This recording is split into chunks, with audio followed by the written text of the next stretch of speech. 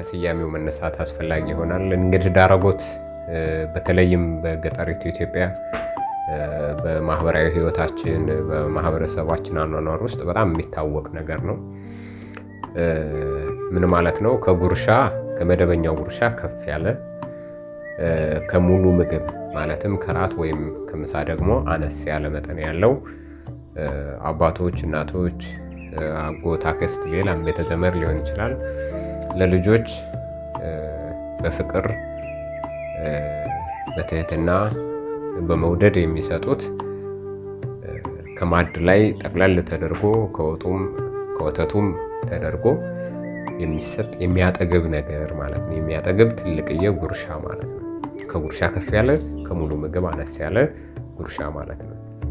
እና እኔም ልጅ እያለሁኝ አስታውሳለሁ ጎረቤት ጋር ተልከን ስንሄድ ወይ ደግሞ በአጋጣሚ እየተጫወትን እዛው ካለን አጎት አክስት ቤት ስንሄድ ጠግበናል በልተናል ብንልም የወንድም የአባት የእናት ዳረጎት አይከለከልም ይባላልና ጠቅለል አድርገው ከጉርሻ ከፍ ያለ በሁለት እጃችን ያስይዙናል። አንዳንዴ በአንድ እጃችን ስንሄድ እንዲህ በሁለት እጅ ነው እንጂ አንተ በሁለት እጅ ያዝ ተብለን ገልመጥ እንደረግና በሁለት እጃችን ያለን እና እሱን መብላት የምሳ ያክል ያጠግባል፣ የራት ያክል ያጠግባል እና ከፍቅር ጋር ነው ከመውደድ ጋር ነው ከትህትና ጋር ነው የሚሰጠን። ስንቀበልም ከማክበር ጋር ከትህትና ከፍቅር ከመውደድ ጋር ነው የምንቀበለውና በጣም ሰብአዊነትና ይሄ ሰዋዊ ባህሪን የሚያንጸባርቅ መውደድን፣ ፍቅርን፣ መተሳሰብን የሚያንጸባርቅ ስለሆነ ነው የወጋችን ርዕስ እንዲሆን መጣሪያ እንዲሆን የፈለኩትኝ። ስለዚህ እኛም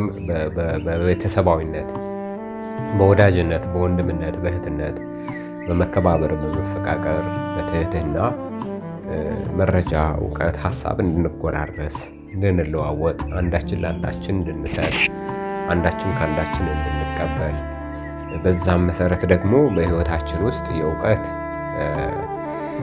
የመረጃ የሀሳብ ረሃባችንን ማስታገስ እንድንችል በማሰብ ነው ይህንን መሰናዶ ዳረጎት ማለት ያስፈልገው።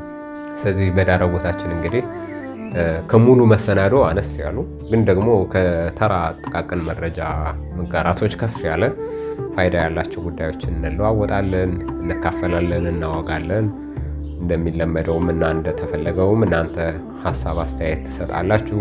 ለውይይት የሚሆኑን ርዕሰ ጉዳይ በዚህ ጉዳይ ቢወራ እንጨዋወት የምትሏቸውን ትጠቁማላችሁ። ይህ ደግሞ ከራሴ መረዳትም ከንባብም መረጃ አጠናቅሬም አሰናስዬ ለውይይታችን ለዳረጎታችን ለጉርሻችን በሚመጥንና እውቀት በሚያስጨብጥ መልኩ እጋራለሁ ወደ እናንተ ማለት ነው። ስለዚህ አንዳችን ለአንዳችን ነው የምናጋራው። እናንተ ለእኔ ታጋራላችሁ፣ እኔ ለእናንተ እናጋራለሁ።